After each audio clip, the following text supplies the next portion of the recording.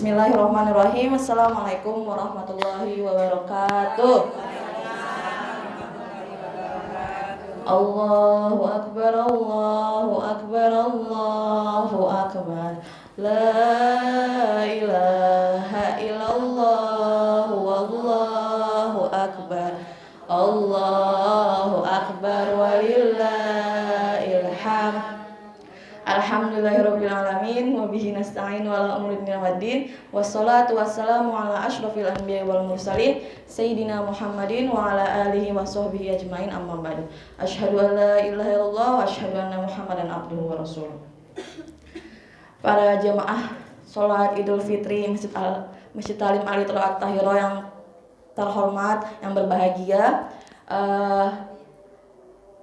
alhamdulillah ya Bu ya, di pagi hari ini kita masih diberi nikmat yang banyak oleh Allah Subhanahu wa Ta'ala, sehingga kita bisa melaksanakan sholat Idul Fitri pada pagi hari ini.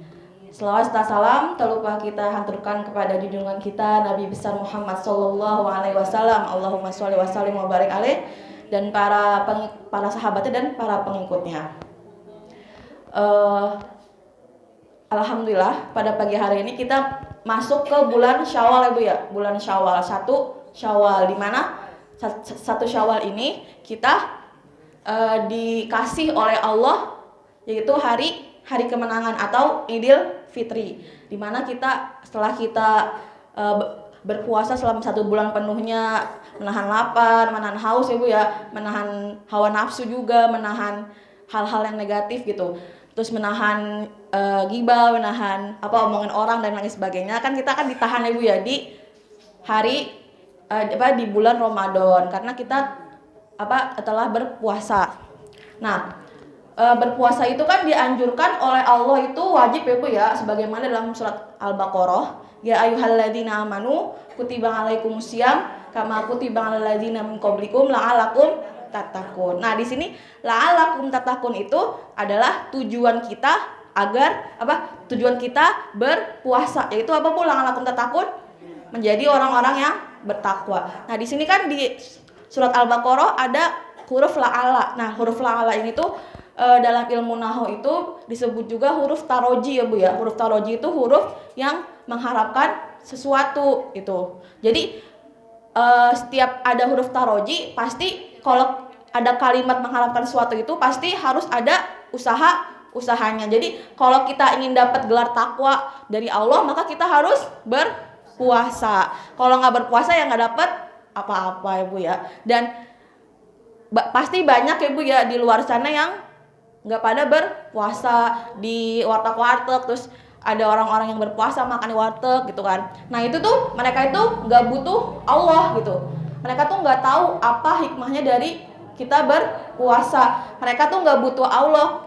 Kan kita sebagai manusia pasti butuh Tuhan ya Bu ya, butuh Allah, butuh Sang Pencipta gitu. Apa-apa kita butuh Allah. Kita mau pergi keluar butuh Allah. Kalau nggak butuh Allah, kita nggak tahu apa kita ada kecelakaan, ada apa gitu kan, kita nggak tahu kan. Nah kita tuh ingin selalu dilindungi oleh Allah Subhanahu Wa Taala. Jadi orang-orang yang nggak berpuasa, yang nggak pernah berpuasa, yang bodoh amat, yang nggak tahu apa itu puasa gitu kan, itu pasti mereka nggak butuh Allah. Mereka kayak, oh gue bisa nih ngapain aja tanpa Allah gitu, gue jalan bisa nih nggak kenapa-napa. Nah mereka tuh berpikir bahwa diri mereka tuh nggak butuh Allah, dan mereka tuh nggak tahu banyak sekali hikmah ya Bu ya di kalau kita berpuasa. Banyak sekali hikmah. Paling utamanya apa Bu? Paling utamanya kita akan gugurkan dosanya. Habis itu akan diberi gelar takwa. Amin ya Bu ya. Pasti kita di sini udah pada berpuasa kan Bu selama 1 bulan penuhnya. Amin ya Bu, yang ada yang bolong kan pasti ada kan kalau yang haid. Nah, kalau perempuan itu pasti ada yang bolong karena haid. Nah, bolong nanti ditambah di bulan Syawal sekalian puasa sunnah Syawal. Nah, pasti banyak sekali hikmah yang kita dapat ketika berpuasa. Pasti ibu-ibu pernah rasain pasti ibu-ibu pernah merasa sudah rasakan Ibu ya, karena kemarin kan kita udah puasa 1 bulan penuh lamanya. Nah, berpuasa itu kan hikmahnya ada jasmaniah juga ya Bu ya, jasmaniah tubuh kita, rohaniah hati kita, dan sosial masyarakat kita. Nah, salah satu contoh hikmah berpuasa itu dari jasmaniah apa Bu? Bahwa puasa itu yang kita rasakan, bahwa puasa itu bisa mendetoksifikasi racun dalam tubuh kita gitu. Karena kita kan sebelum berpuasa makan itu ya Bu ya, makan banyak banget dah. Makan apa aja dimakan ya kan Bu ya, nggak berhenti, siang pagi siang malam sore pagi siang sore malam makan mulu. Nah pasti kan kalau kita berlebihan dalam memakan sesuatu itu nggak baik kan Bu ya, dan akan tertimbun dalam tubuh kita. Nah tubuh kita itu akan menghasilkan racun dari makan makanan yang diendap oleh tubuh kita. Nah pas kita berpuasa semua tubuh kita tuh beristirahat ya Bu ya. Nah di situ menjadi detoksifikasi racun di dalam tubuh kita. Sebagaimana dalam hadis Nabi, sumu tasihu gitu. Berpuasalah kalian maka kalian akan sehat gitu. Jadi kalau ingin sehat yaitu berpuasa. Pasti kalau kita sakit nih kalau kita sakit berpuasa tapi pasti nggak akan sakit ya Bu ya, walaupun emah tapi nggak akan ngaruh sakitnya emahnya, karena sudah terbukti bahwa sumu tasihu. Puasa itu akan menjadi sehat. Nah, selanjutnya dalam segi rohaniahnya bahwa puasa itu apa Bu? Bisa sebagai perisai ya Bu ya, perisai dari hal-hal yang negatif. Ketika kita berpuasa tuh pasti kita mikir, oh kita nggak boleh melakukan hal-hal yang negatif, harus selalu beribadah gitu ya, fastabiqul khairat gitu. Pasti kalau di bulan puasa gitu kan, karena emang udah dianjurkan untuk berbuat baik dan beramal ibadah yang banyak di bulan puasa. Dan juga jadi berpuasa itu adalah perisai dari hal-hal negatif sebagaimana dalam hadis Nabi, yaitu asyamu junnah. Nah junnah itu adalah artinya perisai. Jadi puasa itu adalah perisai bagi kita dari hal-hal yang negatif ya Bu ya. Nah ada lagi Bu dalam hal sosial Bu, sosial masyarakat. Kan kita kan puasa itu menahan lapar ya Bu ya. Jadi kita tuh tahu gitu Bu, bahwa orang-orang yang nggak mampu, yang nggak bisa makan, nggak bisa minum, lapar. Tapi kita tahu tuh gimana tuh rasanya nahan lapar, nahan haus. Nah di situ tuh timbul pasti Bu, timbul rasa empati, simpati kita ya kan. Nanti kita bisa memberikan bantuan kepada orang-orang yang membutuhkan. Nah itu hikmah dari hal sosial bisa menjadikan kita sebagai pribadi atau masyarakat yang dermawan. Nah, itu kan banyak sekali hikmah dari berpuasa ya Bu ya. Ada jasmaninya, rohaninya, sosial. Jadi semua itu kena. Enggak jasmani doang kena, semua kena. Rohani juga kena gitu. Rohani juga kena hikmah dari berpuasa. Jadi kalau yang nggak berpuasa rugi ya Bu ya, nggak dapat gelar takwa, nggak bisa digugurin dosanya, habis itu nggak dapat sehat. Banyak banget hikmah dari berpuasa. Dan orang-orang yang nggak berpuasa itu mereka nggak butuh Tuhannya, mereka kayak sombong dengan dirinya sendiri.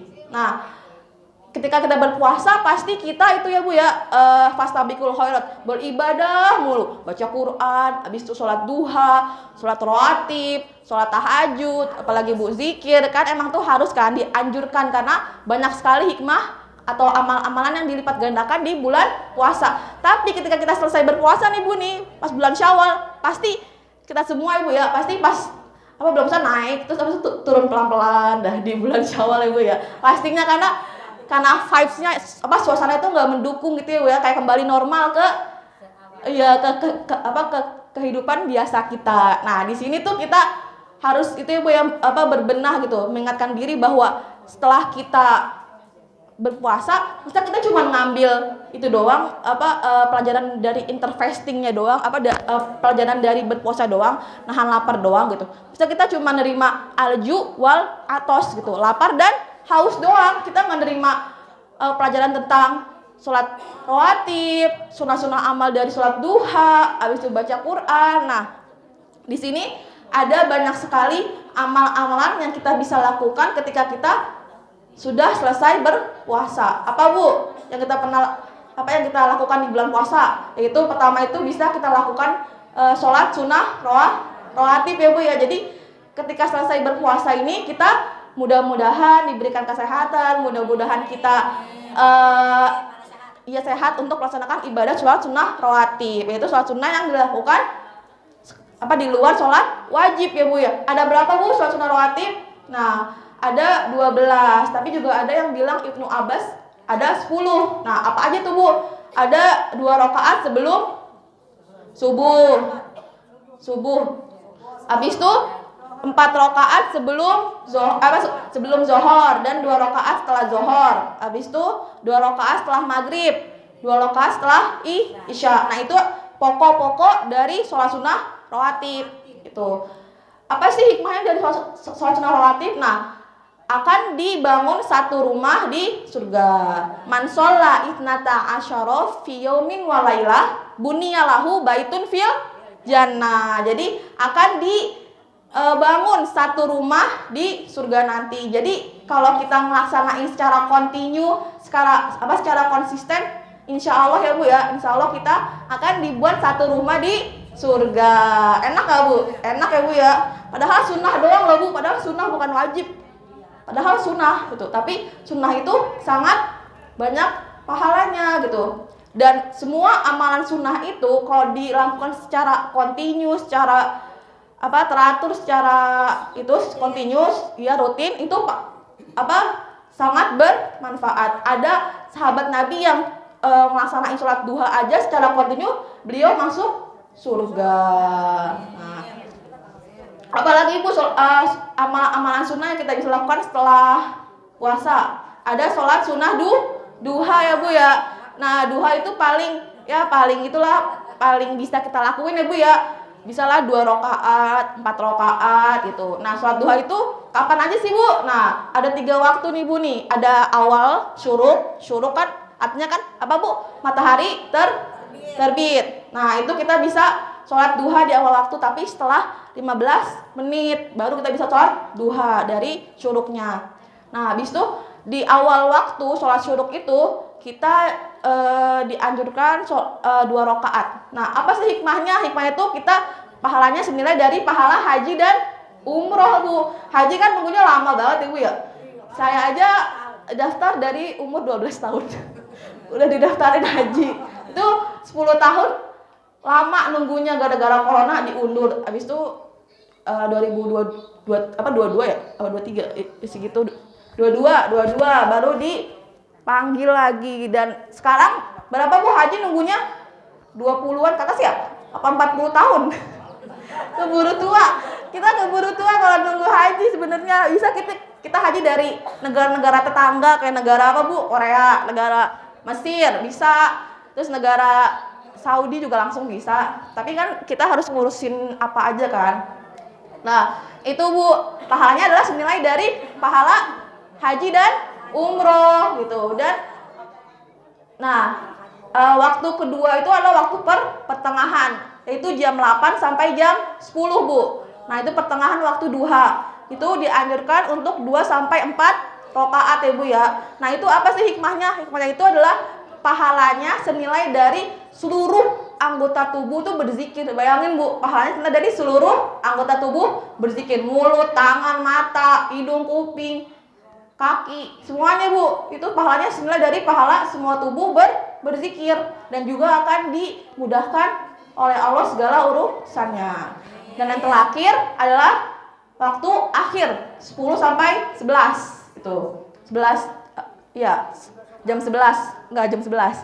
Nah, dianjurkan 2 sampai 8 rakaat. Apa sih hikmahnya? Hikmah itu adalah dimudahkan rezekinya. Sebagaimana dalam doa suatu duha Bu ya. Inna duha duhauka wa baha bahauka wa jamala jamaluka. Allahumma in kana rizqi fis sama'i fa'anzilhu wa in kana fil ardi fa'akhrijhu gitu. Maka akan dikeluarkan rezeki dari bumi dan turun dari langit. Dimudahkan juga urusannya. Dimudahkan urusannya dan yang jauh akan didekatkan. Nah, itu hikmah-hikmah dari sholat duha. Tadi ada apa? Pertama, ada sholat sunnah rawatib. Habis sholat sunnah duha, ada lagi apa Bu? Tahajud. Apa lagi? Zikir ya Bu ya. Zikir dan berkah. Nah itu hal-hal yang kita bisa lakuin ketika kita sudah selesai berpuasa. Jadi kita nggak akan sia-sia udah membangun habit ya Bu ya, membangun kebiasaan yang baik di bulan puasa, bangun pagi, baca Quran, sholat sunnah duha, rawatib. Nah itu kita udah bangun dari bulan Ramadan, masa kita pas selesai bulan Ramadan kita ninggalin aja sia-sia kan Bu ya. Nah mudah-mudahan kita bisa melaksanakan udahlah satu aja amalan sunnah tapi secara kontinu. Sholat duha ya Bu ya, gampang 2 rakaat doang Bu bisa kita lakuin ya Bu ya. Sholat sunnah rakaat 2 di duha itu bisa kita lakuin secara kontinu insya Allah ya Bu ya. Insya Allah amin. Kalau kita masih diberi kesehatan, diberi kekuatan, karena sehat itu pasti mahal ya Bu ya. Banyak sekali di luar sana kayak sakit banyak sakit gitu ya. Ada orang yang sakit dan karena itu sehat itu mahal ya Bu ya. Mudah-mudahan kita diberi kesehatan oleh Allah Subhanahu wa Ta'ala. Nah, itu semua adalah untuk mengingatkan diri kita apa hikmahnya berpuasa, apa hal-hal yang dapat kita lakukan ketika setelah berpuasa, apakah kita akan diem aja, apakah kita kembali ke kehidupan normal sebelum berpuasa, apa kita akan meningkatkan diri lagi oleh kepada Allah. Nah itu tergantung diri kita sendiri gitu ya. Saya cuma mengingatkan diri saya juga dan ibu juga gitu, mengingatkan apa aja sih yang kita lakuin, apa aja hikmahnya biar kita semangat Bu ya, semangat untuk melaksanain ibadah sunnah gitu, amalan sunnah yang bisa kita lakukan. Nah setelah kita berpuasa kan kita tiba di hari apa Bu? Hari kemenangan, yaitu hari Idul Fitri, yaitu hari dimana kita akan mudah-mudahan ya Bu ya dijadikan kembali fitrah atau suci ya Bu ya. Nah, amin ya Bu ya. Nah, di Indonesia kan pasti kebiasaan kita apa Bu kalau Idul Fitri mudik. Bersilaturahmi kan kalau saya kan nggak punya kampung ya Bu ya. Jadi kampungnya di sini gitu. Kalau mau nikah sama orang luar nggak boleh Bu, nggak dibolehin. Nggak bolehin nikah sama orang luar, ntar dibawa gitu katanya. Nikahnya sama orang Betawi aja gitu. Jadi nggak bisa nanti kalau saya nggak bisa punya kampung bentar. Saya nggak punya kampung, jadi saya tadi sini aja ntar rumahnya gitu, karena nggak boleh nikah sama orang luar, ntar dibawa katanya, takut dibawa anaknya gitu katanya. Betul Bu, takut dibawa. Padahal kan kalau Idul Fitri kan itu ya Bu ya, mudik ya Bu ya, seru gitu loh kalau mudik naik mobil kemana, ke Solo, ke Jawa Tengah dan lain sebagainya, pasti seru gitu Bu ya sama keluarga naik mobil gitu. Tapi saya nggak pernah ngerasain ya Bu ya, nggak pernah ngerasain. Asian nggak boleh nikah sama orang luar. Jalan-jalan aja. Iya jalan-jalan aja, nggak bisa jalan luar. Ke Singapura abis, Cirebon. Nah, abis itu apa Bu? Bersilaturahmi ya Bu ya, meminta maaf ke sesama. Pasti semua manusia pasti punya salah yang nggak kita tahu gitulah. Itu namanya juga manusia, banyak sekali berbeda pendapat, berbeda akal gitu, berbeda pendapat. Nah, dan kita tuh nggak bisa kita tuh nggak bisa kita nggak bisa berusaha maksudnya tuh kita tuh nggak bisa disukain sama semua orang ya Bu ya, nggak bisa sama semua orang, karena semua orang tuh pasti ada aja ya Bu ya iri sama kita, padahal kita ngapa-ngapain ya Bu ya, padahal kita cuma diem doang, maksudnya tiba-tiba dia iri sama kita gitu kan. Nah itu namanya juga hablum minan, nah susah ya Bu ya, hablum minan itu susah banget, karena sama manusia itu sangat complicated ya Bu, sangat sulit gitu. Dan mudah-mudahan kita setelah kita pulang nih kita bersalam-salaman, mudah-mudahan mereka tuh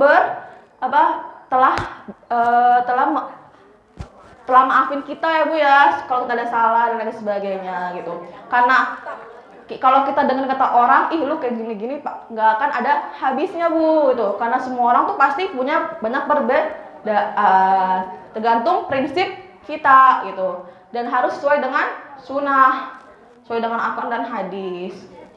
Nah, ada cerita Bu, kan ada anak, ada bapak, ada keledai. Nah, mereka tuh pertama lewat di kampung satu, mereka lewat yang naik cuman anaknya doang, diginiin, ih dasar anak durhaka gitu. Kasihan masa ayahnya nggak naik. Nah, terus pas di kampung sholatahnya dua-duanya naik ya Bu ya. Ih, kasihan tuh keledainya dinaikin dua orang, capek kali tuh gitu. Nah, itu nggak akan ada habisnya kalau dengerin kata orang ya Bu ya. Kata orang nggak ada habisnya. Makanya ya kita berusaha untuk berbuat baik ya Bu ya, walaupun kita nggak tahu apa kita salah yang mana ya Bu ya. Kita minta maaf ya Bu ya, gitu ya, minta maaf kepada orang-orang yang pernah kita temui, mungkin kita ada salah kata dan perbuatan. Nah, itu inti dari sholat Idul Fitri ada Bu, silaturahmi sama, habis itu mudik juga bisa, terus juga memberikan hadiah kepada anak-anak, kepada orang-orang gitu. THR ya Bu ya, THR. Gitu. Dapat hadiah nanti ya anak-anak ya Bu ya kalau pergi ke rumah.